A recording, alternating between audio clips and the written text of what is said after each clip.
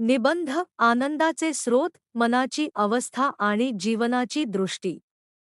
The art of happiness या पुस्तकाच्या दुसऱ्या अध्यायात आनंदाचे खरे स्रोत काय आहेत यावर सखोल चर्चा केली आहे. दलाई लामा यांच्या विचारांनुसार आनंद हा बाह्य परिस्थितींवर अवलंबून नसून तो आपल्या मनाच्या अवस्थेवर अधिक अवलंबून असतो. या अध्यायात लेखक हावर्ड सी. कटलर दोन वेगवेगळ्या व्यक्तींची उदाहरणे देतात. एका व्यक्तीला अचानक खूप पैसा मिळतो आणि ती आर्थिकदृष्ट्या पूर्ण सुरक्षित होते. तरीही काही काळानंतर तिच्या आनंदात फारसा फरक जाणवत नाही. दुसरीकडे एका व्यक्तीला HIV सारखा गंभीर आजार झाल्याचे समजते. सुरुवातीला तो खूप दुःखी होतो, पण कालांतराने तो जीवनातील छोट्या गोष्टींचा अधिक आनंद घेऊ लागतो आणि आधीपेक्षा अधिक समाधानी होतो. या दोन उदाहरणांमधून एक महत्त्वाचा निष्कर्ष निघतो: आनंद हा बाह्य यश किंवा अपयशावर अवलंबून नसून आपल्या विचारसरणीवर आणि दृष्टिकोनावर अवलंबून असतो. मानसशास्त्रात ॲडॅप्टेशन, अनुकूलन, ही संकल्पना सांगते की कोणतीही मोठी आनंददायक किंवा दुःखद घटना घडली तरी काही काळानंतर आपण आपल्या मूळ आनंदाच्या पातळीवर परत येतो. उदाहरणार्थ, नवीन घर, पगारवाढ किंवा पुरस्कार मिळाल्यावर काही काळ आनंद होतो, पण नंतर तो सामान्य होतो. तसेच दुःखद घटना घडल्यावरही काही वेळाने आपण पुन्हा स्थिर होतो. संशोधनातून असेही दिसून आले आहे की काही प्रमाणात आनंदाची पातळी ही आपल्या जनुकीय जेनेटिक घटकांवर अवलंबून असू शकते. परंतु याचा अर्थ असा नाही की आपण काहीच बदल करू शकत नाही. आपल्या विचारसरणीत बदल करून आपण आनंद वाढवू शकतो.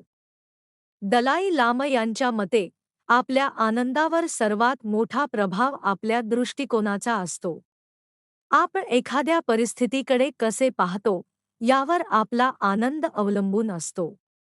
आपल्याकडे काय आहे यापेक्षा आपण त्याबद्दल किती समाधानी आहोत हे अधिक महत्त्वाचे आहे.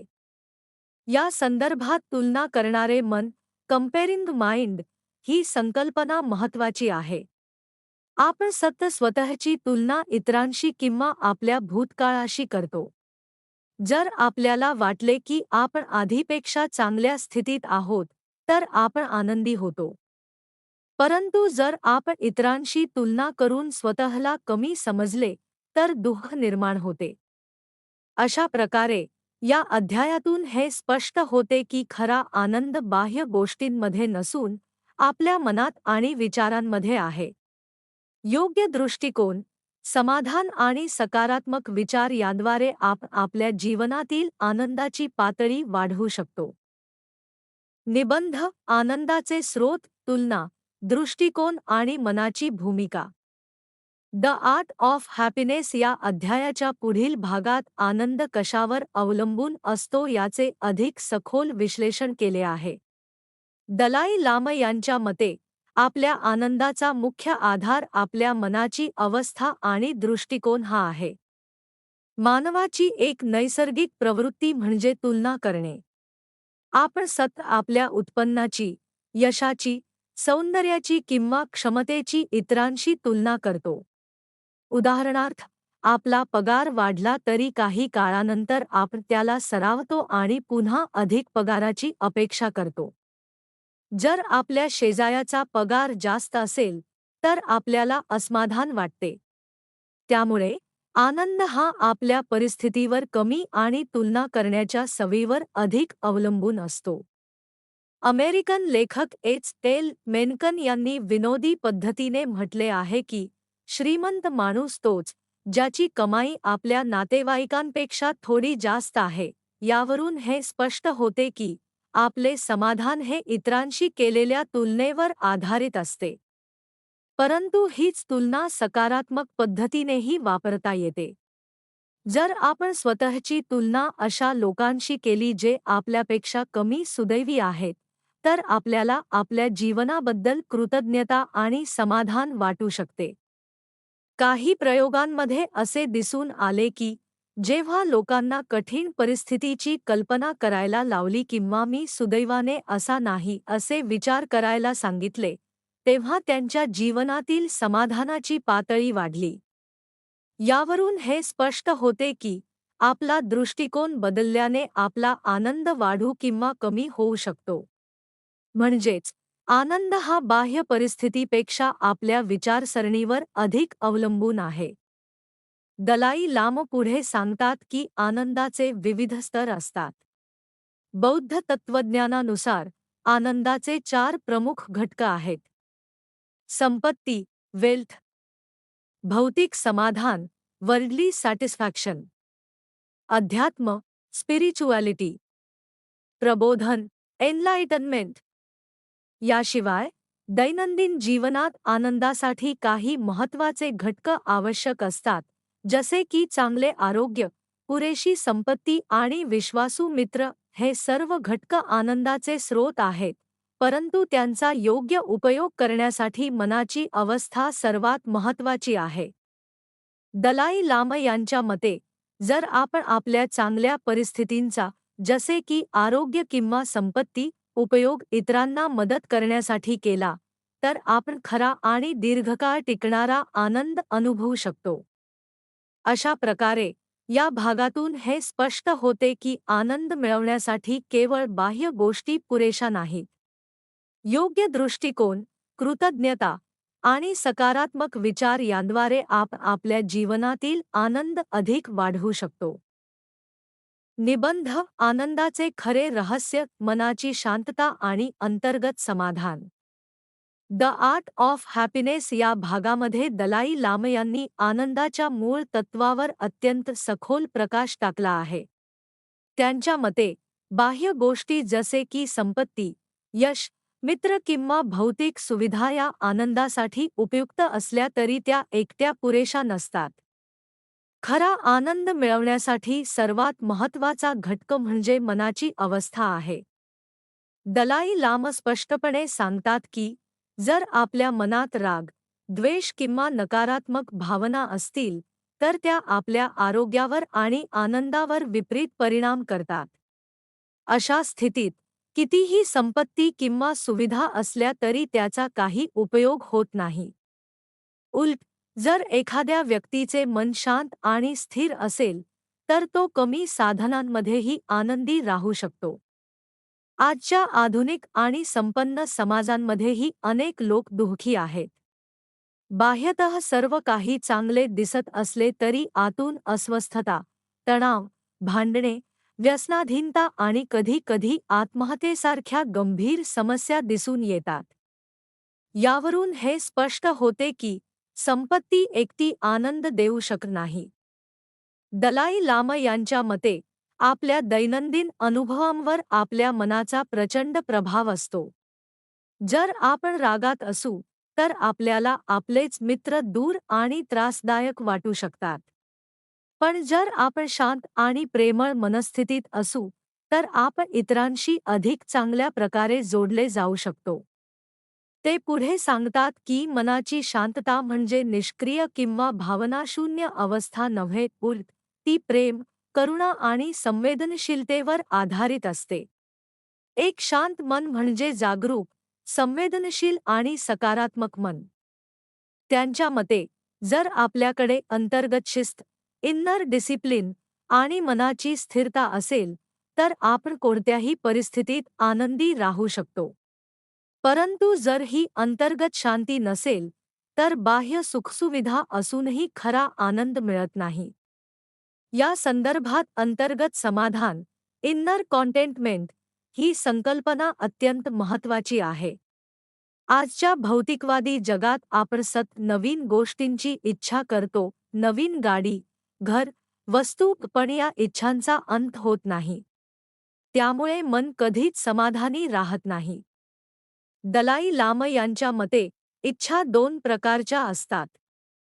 सकारात्मक इच्छा, जसे की आनंद मिळवण्याची, इतरांना मदत करण्याची. नकारात्मक इच्छा, जसे की लोभ, अतृप्त लालसा.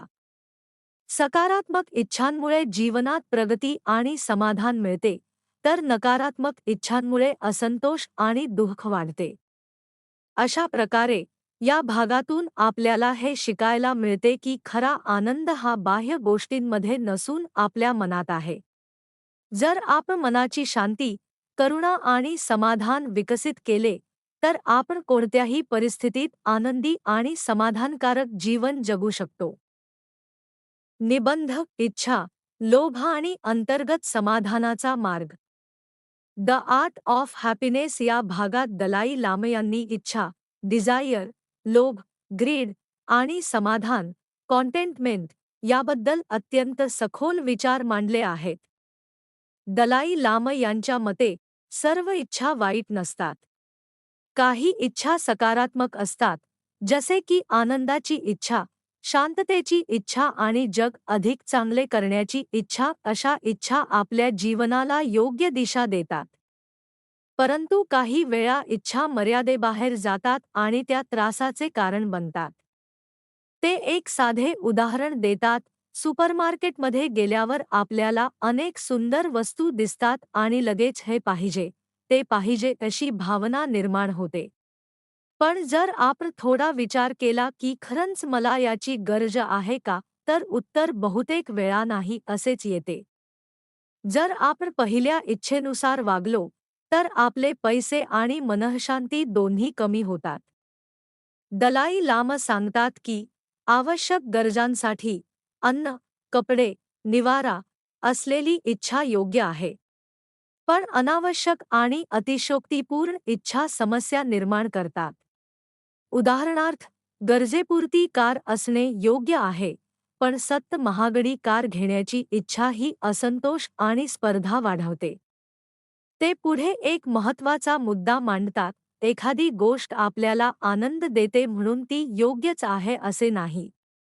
उदाहरणार्थ, चुकीची कृत्ये करणाऱ्या व्यक्तीलाही त्या वेळी समाधान वाटू शकते, पण त्याचे परिणाम नकारात्मक असतात. त्यामुळे एखादी इच्छा चांगली की वाईट हे तिच्या तात्काळ आनंदावर नव्हे, तर तिच्या दीर्घकालीन परिणामांवर अवलंबून असते. दलाई लामा यांच्या मते अतिशय इच्छा म्हणजेच लोभ. लोभ हा कधीच पूर्ण होत नाही. एखादी वस्तू मिळाल्यानंतरही मन समाधानी राहत नाही आणि अजून काहीतरी हवे असते. त्यामुळे लोभ हा एक अतृप्त आणि अमर्याद प्रवाह बनतो, जो शेवटी निराशा, तणाव आणि दुःख निर्माण करतो. यावर उपाय म्हणून ते समाधान, कॉन्टेंटमेंट यावर भर देतात. जर एखाद्या व्यक्तीमध्ये खरे समाधान असेल, तर त्याला काही मिळाले किंवा नाही मिळाले तरी त्याचा आनंद कायम राहतो. समाधान हीच लोभाची खरी औषधं आहे. अंतर्गत समाधान मिळवण्यासाठी दोन मार्ग असू शकतात.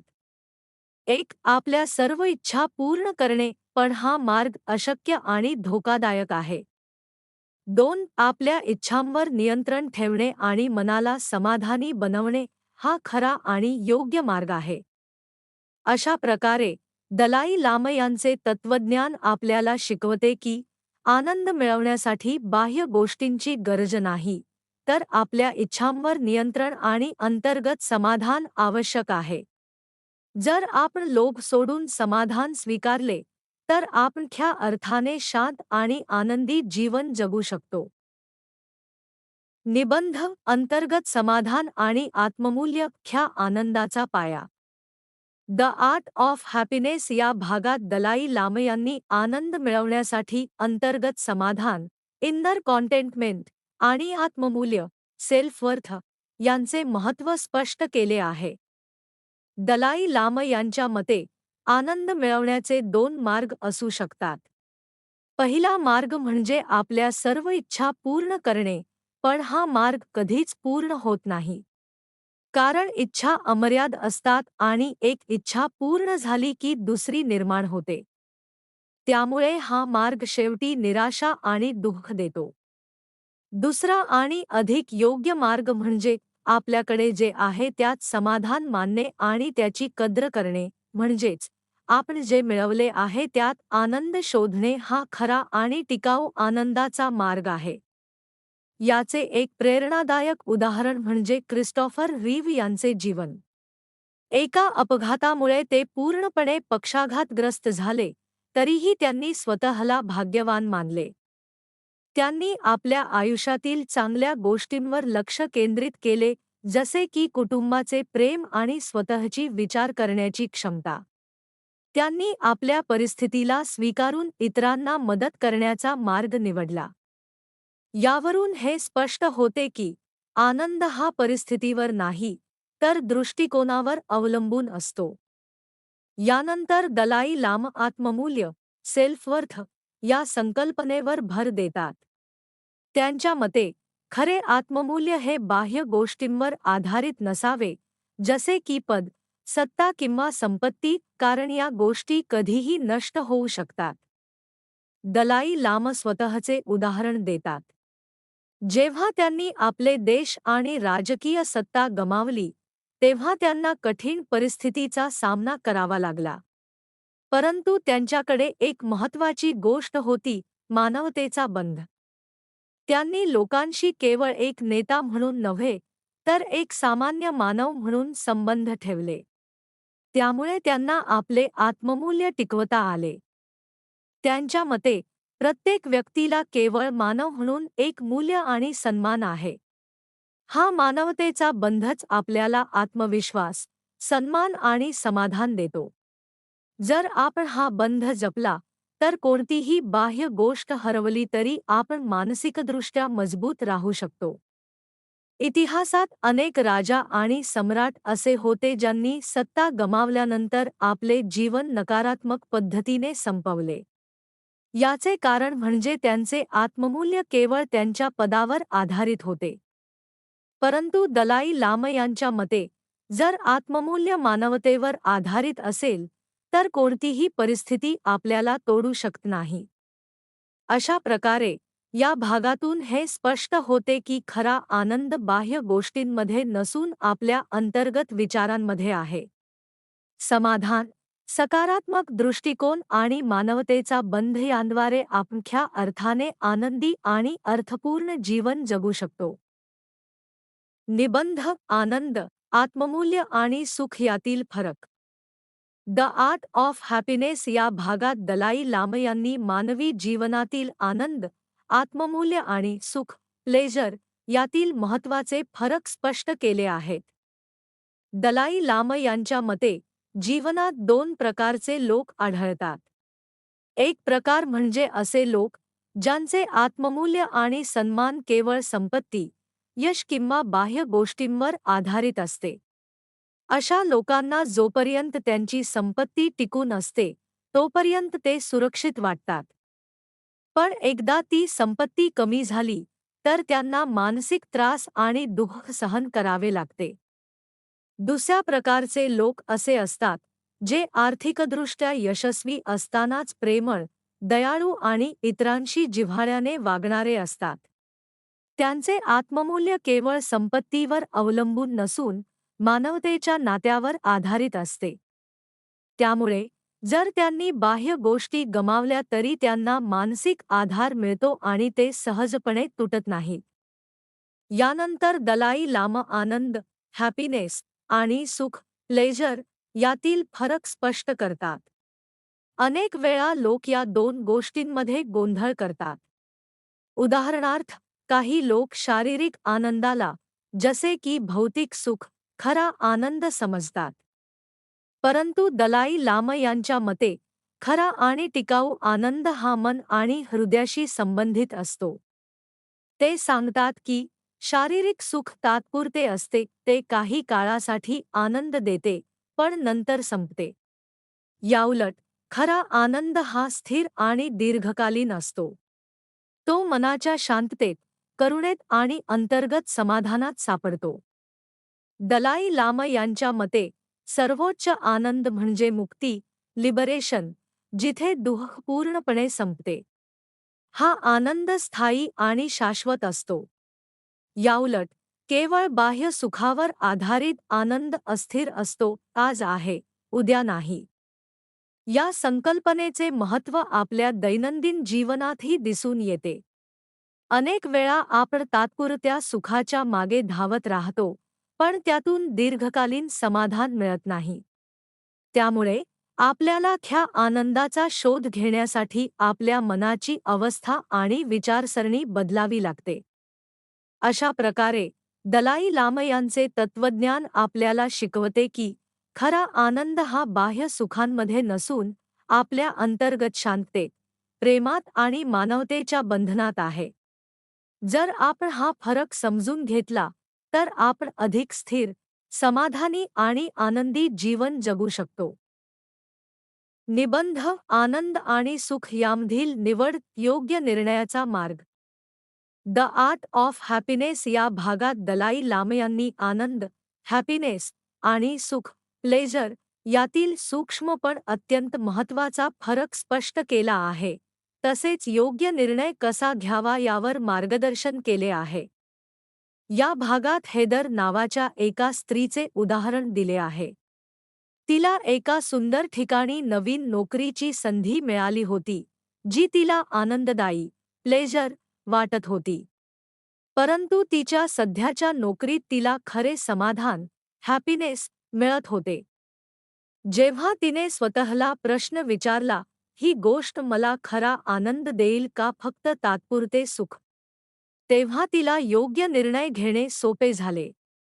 तिने शेवटी त्या ठिकाणी जाता आपल्या सध्याच्या कामात राहण्याचा निर्णय घेतला. या उदाहरणातून हे स्पष्ट होते की आपल्या जीवनातील अनेक निर्णयांमध्ये आपण तात्पुरत्या सुखाकडे आकर्षित होतो, पण ते दीर्घकालीन आनंद देत नाही.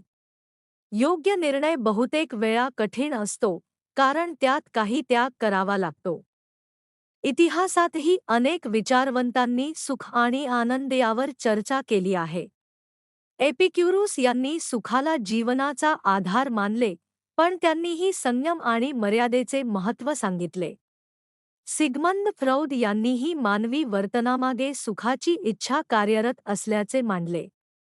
आपल्या दैनंदिन जीवनात सुख अनेक स्वरूपात येते, जसे की प्रिय व्यक्तीचा स्पर्श, सुंदर निसर्ग किंवा आरामदायी क्षण. परंतु काही सुखे हानिकारकही असू शकतात, जसे की व्यसनाधीनता किंवा अतिरेक.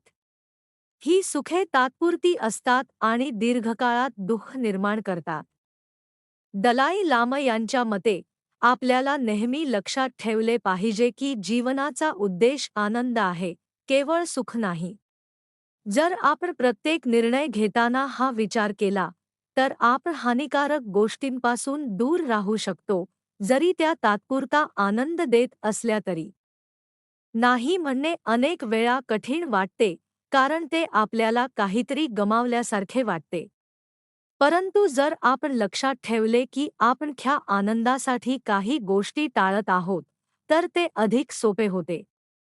अशा प्रकारे दलाई लामा यांचे तत्वज्ञान आपल्याला शिकवते की जीवनात योग्य निर्णय घेण्यासाठी आपण तात्पुरते सुख आणि दीर्घकालीन आनंद यामध्ये फरक ओळखला पाहिजे. हा फरक समजून घेतल्यास आपण अधिक शहाणपणाने निवड करू शकतो आणि ख्या अर्थाने आनंदी जीवन जगू शकतो. निबंध योग्य निर्णयाचा मंत्र, हे मला खरा आनंद देईल का? द आर्ट ऑफ हॅपीनेस या भागात दलाई लामा यांनी जीवनातील निर्णय घेण्याचा एक अत्यंत प्रभावी आणि सोपा मार्ग सांगितला आहे. तो म्हणजे ही गोष्ट मला खरा आनंद देईल का हा प्रश्न स्वतःला विचारणे. सामान्यतः जेव्हा आपण एखादी गोष्ट टाळतो किंवा नाही म्हणतो, तेव्हा आपल्याला असे वाटते की आपण काहीतरी गमावत आहोत. त्यामुळे योग्य निर्णय घेणे कठीण होते. उदाहरणार्थ, एखादी हानिकारक सवय सोडताना किंवा तात्पुरते सुख नाकारताना आपल्याला त्याग केल्यासारखे वाटते. परंतु दलाई लामा एक वेगळा दृष्टिकोन देतात. ते सांगतात की आपण काय गमावत आहोत यावर लक्ष न देता आपण काय मिळवणार आहोत यावर लक्ष केंद्रित करावे. म्हणजेच आपण स्वतःला विचारले पाहिजे, ही गोष्ट मला दीर्घकालीन आनंद देईल का? हा साधा प्रश्न आपल्या विचारसरणीत मोठा बदल घडवतो. तो आपल्याला तात्पुरत्या सुखांपासून दूर नेतो आणि स्थिर, टिकाऊ आनंदाच्या दिशेने नेतो. त्यामुळे आपण निर्णय घेताना स्वतःला वंचित करत नाही, तर स्वतःसाठी चांगली गोष्ट निवडत आहोत असे वाटते. दलाई लामा यांच्या मते खरा आनंद हा स्थिर आणि दीर्घकालीन असतो. तो जीवनातील चढउतारांनंतरही टिकून राहतो. हा आनंद आपल्या मनाचा एक भाग बनतो. त्यामुळे जेव्हा आपण या दृष्टिकोनातून निर्णय घेतो, तेव्हा आपली जीवनाकडे पाहण्याची पद्धत बदलते. हा दृष्टिकोन आपल्याला अधिक सकारात्मक बनवतो. आपण जीवनाकडे टाळण्याच्या नव्हे, तर स्वीकारण्याच्या दृष्टिकोनातून पाहतो.